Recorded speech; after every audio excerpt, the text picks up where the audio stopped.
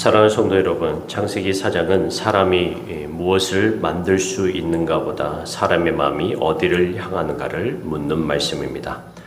사람의 마음이 하나님을 떠나면 그 다음에 일어나는 일은 생각보다 단순합니다. 죄는 더 이상 문 앞에 머물지 않습니다. 사람은 죄를 다스리지 못하고 죄를 선택하며 살아가기 시작합니다. 가인은 그 첫사람입니다. 그는 형제를 죽였습니다. 칼보다 먼저 무너진 것은 가인의 마음이었습니다. 하나님 앞에서 얼굴을 들지 못한 사람은 결국 형제 앞에서도 얼굴을 들지 못합니다. 그리고 그 얼굴은 증오로 굳어집니다. 가인은 여호와 앞을 떠납니다. 그러나 그는 사라지지 않습니다. 오히려 성을 쌓습니다. 에녹성을 세웁니다. 문화는 꽃피고 기술은 발전하며 문명은 강대해집니다. 여기서 우리는 중요한 사실 하나를 보게 됩니다. 하나님을 떠났다고 해서 사람이 무능해지지는 않습니다. 사람은 여전히 만들고 조직하고 놀이하고 다듬습니다.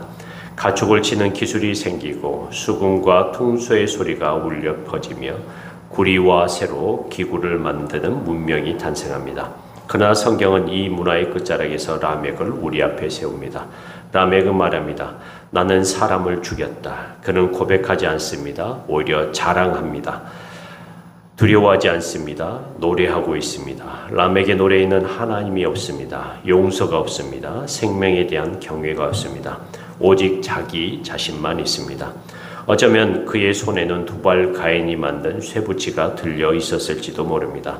생명을 지키라고 주어진 문화가 생명을 위협하는 도구가 됩니다. 이 지점에서 성경은 우리에게 분명히 말합니다. 하나님을 떠난 문화는 결코 중립적일 수 없습니다. 문화 그 자체가 악한 것이 아닙니다. 문제는 문화의 주인입니다.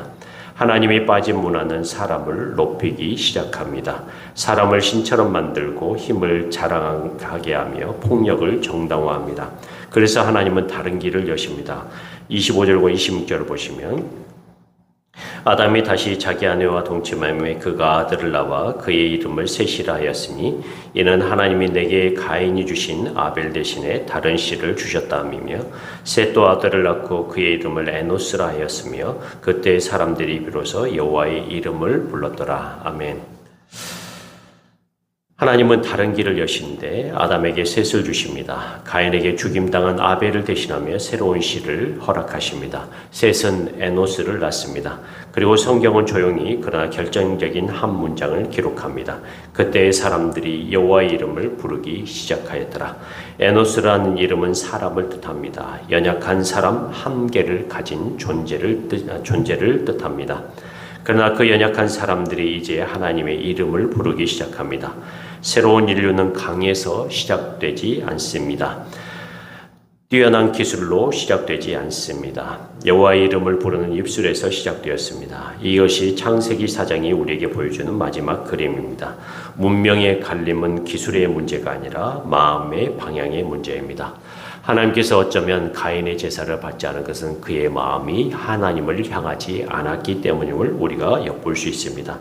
하나님을 떠난 마음은 죄를 다스리지 못합니다. 결국 죄를 선택하고 형제를 해치는 길로 들어섭니다. 그러나 하나님을 향한 마음은 연약해 보여도 여호와의 이름을 부릅니다. 그 부름 속에서 새로운 공동체가 태어납니다. 오늘 이 말씀은 우리에게 묻고 있습니다. 우리는 무엇을 만들고 있는가가 아니라 무엇을 향해 살고 있는가.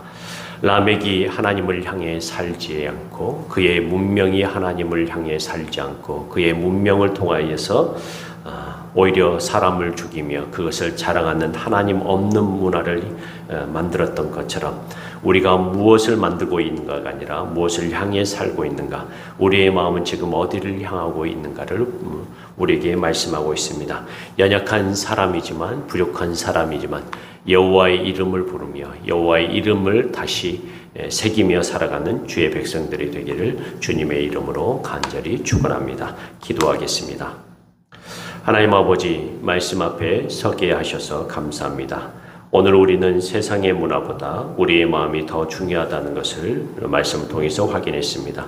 기술과 성취보다 하나님을 향한 방향이 먼저라는 것을 다시 배웠습니다. 주님, 혹시 우리의 마음이 하나님을 떠난 채 자기 자신을 드러내는 데만 쓰이고 있었다면 이 시간 돌이켜야 하여 주시옵소서. 하나님 힘을 자랑하지 않게 하시고 성과를 의지하지 않게 하시며 다른 사람 위에 서려는 마음이 아니라 하나님 앞에 서는 마음을 우리 안에 새롭게 하여 주시옵소서. 연약한 에노스의 시대에 사람들이 여호와의 이름을 불렀던 것처럼 우리도 다시 주의 이름을 부르는 공동체가 되게 하여 주시옵소서. 세상 속에서 문화를 사용할 때 문화의 지배에 당하지 않게 하시고 우리가 만드는 모든 것 위에 하나님의 생명과 생명의 경외가 머물게 하여 주시옵소서. 오늘 우리의 마음이 죄를 선택하는 길이 아니라 하나님을 부르는 길을 선택하게 하시고 그 선택이 우리의 가정과 일터와 공동체를 살리는 길이 되게 하여 주옵소서. 우리 주 예수 그리스도의 이름으로 간절히 기도합니다. 아멘.